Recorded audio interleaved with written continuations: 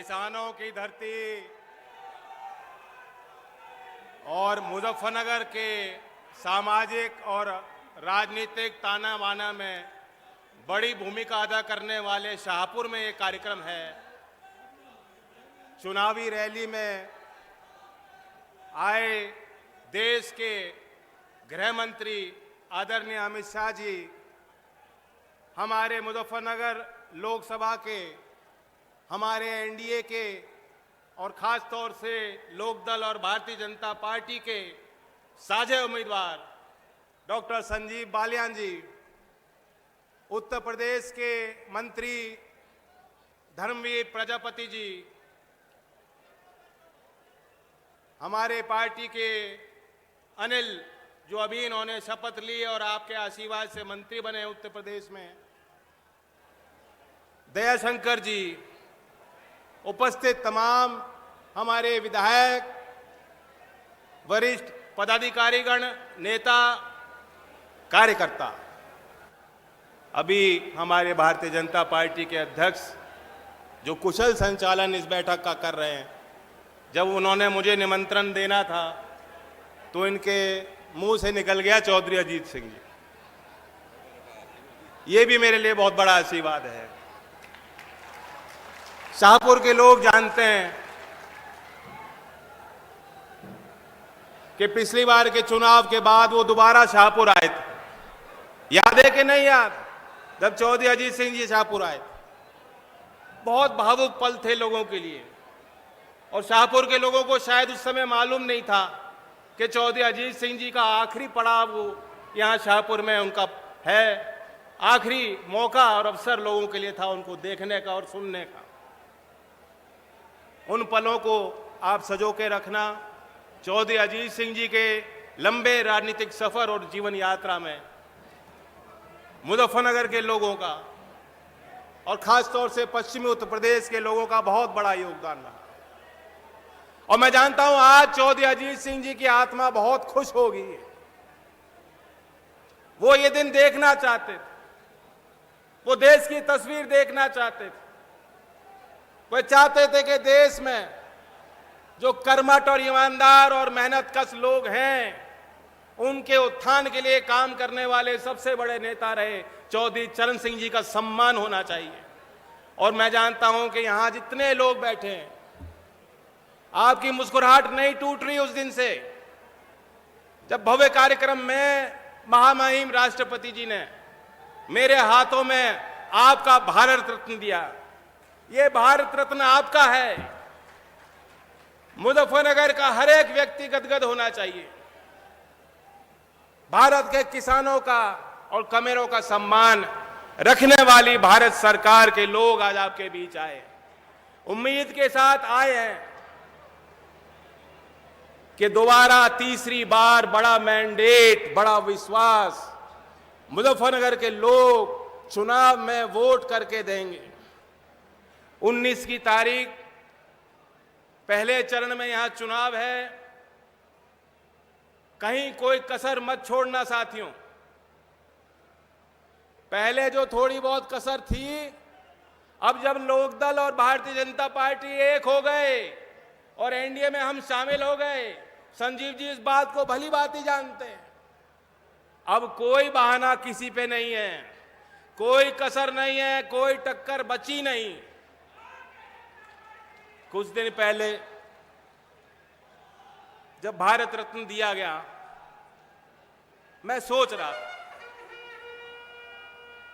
मैंने भी कम समय में अपनी राजनीतिक यात्रा में बहुत नेताओं को बहुत करीब से देखा और उनके साथ काम करने का मुझे मौका मिला। आज देश के मानचित्र में जितने बड़े बड़े नेता हैं, उन्होंने भी कभी ना कभी चौधरी चरण सिंह जी के आशीर्वाद के साथ वो जनता के बीच गए और जनता ने उन्हें अवसर और मौके दिए। इसलिए आज जिस मुकाम पे वो लोग खड़े हैं, वह लोग भी चौधरी चरण सिंह जी का सम्मान करते हैं। लेकिन एक मौका मिल गया, दूध का दूध और पानी का पानी हो गया। हमें देखने का और परखने का मौका मिल गया कि जो कल परसों तक जब लोकदल का साथ राजनीतिक तौर से जिन पार्टियों और नेताओं के साथ था, वोट लेने के लिए वे लोग चौधरी चरण सिंह जी का नाम मंचों से लेते थे। लेकिन जब भारत रत्न का निर्णय भारत सरकार ने लिया, चाहे संसद के अंदर जब वहां चर्चा हो रही थी, चाहे भारत रत्न के देने के बाद, आपने भी देखा होगा कि जो लोग कल परसों तक हमारे साथ थे और चौधरी चरण सिंह जी का नाम लेते थे, बड़े अदब और सम्मान से लेते थे और किसान की बात करते, चौधरी चरण सिंह जी को जब भारत रत्न दिया गया है, आप उनके सोशल मीडिया पे जाके देख सकते हैं, एक बयान आपको नहीं मिलेगा, इन्हें कहीं कोई खुशी नहीं है, उन्हें समझ नहीं आ रहा कि हम क्या करें और क्या बोलें और कैसे कैसे हम अपने चुनाव लड़ें। स्वागत भी नहीं कर पाए, खुशी जाहिर नहीं कर पाए कि चौधरी चरण सिंह को भारत रत्न मिला है। विरोध है उनके अंदर विरोध वो कर रहे हैं। और मैंने कल परसों की बात है, जो उत्तर प्रदेश के मुख्यमंत्री रहे, उनका भी एक बयान मैंने देखा। अब तक मैं उनके लिए कुछ बोला नहीं हूं, मैं उनके लिए कोई व्यक्तिगत बात बोलूंगा भी नहीं। वो भले गाली गलौज करना चाहें तो मुझे 4 गाली फालतू देना चाहें तो दे दें, मुझे कोई फर्क नहीं पड़ता, क्यों मैं आपके साथ हूं। लेकिन एक बात बता देना चाहता हूं, मुजफ्फरनगर के लोगों से मेरी खास अपील है, मेरा इतना तो अधिकार आप पे बनता है कि नहीं बनता। मैं खास निवेदन करने आया हूं, हम लोगों की प्रतिष्ठा दांव पे लगी है, इन्हें बता देना, ऐसा वोट देना और इस तरीके से जिताकर इनको दिल्ली भेजना संजीव जी को, कि वो लोग जान जाएं मैं पलटा नहीं हूं। इसे पलटना नहीं कहते, इसे पटकनी मारना कहते हैं, पटकनी देनी है। मल विद्या वो थोड़ी बहुत जानते हैं, थोड़ी बहुत मैं भी जानता हूं। मुझे बड़ी खुशी हुई, शाहपुर में आकर मैंने पूछा, इसी कॉलेज के प्रबंधक से मेरी बातचीत हुई, यहीं ग्राउंड में 40 लाख रुपए कुश्ती हॉल के निर्माण के लिए मैंने अपनी निधि से लगाए हैं, उसका निर्माण जल्द होगा। और यहाँ के प्रबंधक मुझे बता रहे थे कितना टैलेंट है यहाँ बच्चों में। अभी स्टेट की जो प्रतियोगिता हुई कुश्ती में 12 मेडल, शाहपुर में इसी संस्था में पढ़ रहे बच्चों ने 12 मेडल जीते, बहुत बड़ी उपलब्धि। यहीं पास में काकड़ा गांव है, पुनीत बालियान स्वर्ण पदक जीत के आया, मैं जानता हूं बहुत खुशी की एक लहर पूरे क्षेत्र में गई। उसके पश्चात मैं उससे मिलने गया, मैं उससे मिलना चाहता था। बहुत ही छोटे मध्यम वर्ग और गरीब परिवार उनका है, किसानी करते हैं और देश के लिए इतना बड़ा गौरव उन्होंने हासिल किया। उस समय पुनीत ने मुझे कहा कि हमारे गांव में वो व्यवस्था नहीं बन पाएगी, अगर आप खेल का कोई संसाधन देना चाहते हो तो शाहपुर में दे देना, शाहपुर में वो निर्माण होना चाहिए। तो इसका श्रेय जो शाहपुर में मेरी निधि लग रही है, मैं बता देना चाहता हूं सार्वजनिक तौर पर, पूरा का पूरा श्रेय पुनीत बालियान को, उनके परिवार को जाता है। मैं धन्यवाद उनको देता हूं, क्योंकि गृह मंत्री जी यहां बैठे हैं, देश के बड़े नेता हैं और बड़ी जिम्मेदारी इनके कंधों पे। मैं कुछ बात अपने मुद्दों की, किसानों की करना चाहूंगा। अब लोकदल और बीजेपी एक हैं, हमारे प्रतिनिधि प्रदेश की सरकार में भी है, और जब हमने दृढ़ निश्चय के साथ ये निर्णय लिया कि हमें आगे और गति देनी है, तो ये बात तो तय है कि प्रदेश और देश भर में किसानों को जब तीसरा मैंडेट मोदी जी को मिलेगा, प्रधानमंत्री की शपथ वो लेंगे, तो देश का किसान विश्वास कर सकता है कि किसानों को लाभकारी मूल्य दिलाने के लिए उनके साथ सामाजिक न्याय हो, मुख्य धारा में उनकी गिनती बने, तमाम प्रयास, जो कोई कसर रह गई होगी, तमाम प्रयास मिलकर हम लोग करेंगे। आप विश्वास कीजिए, मुजफ्फरनगर के गन्ने की फसल दुनिया में चर्चित है, गुड़ का बहुत बड़ा व्यापार है। प्रदेश सरकार की 1 डिस्ट्रिक्ट 1 प्रोडक्ट योजना में भी यहां गुड़ का एक चयन हुआ है मुजफ्फरनगर के लिए। तो गुड़ की मिठास, गन्ने की मिठास भी बढ़ाई जा, किसानों को भी उसको बेहतर लाभ मिल सके, इसके लिए भी हम लोग फैसले लेंगे।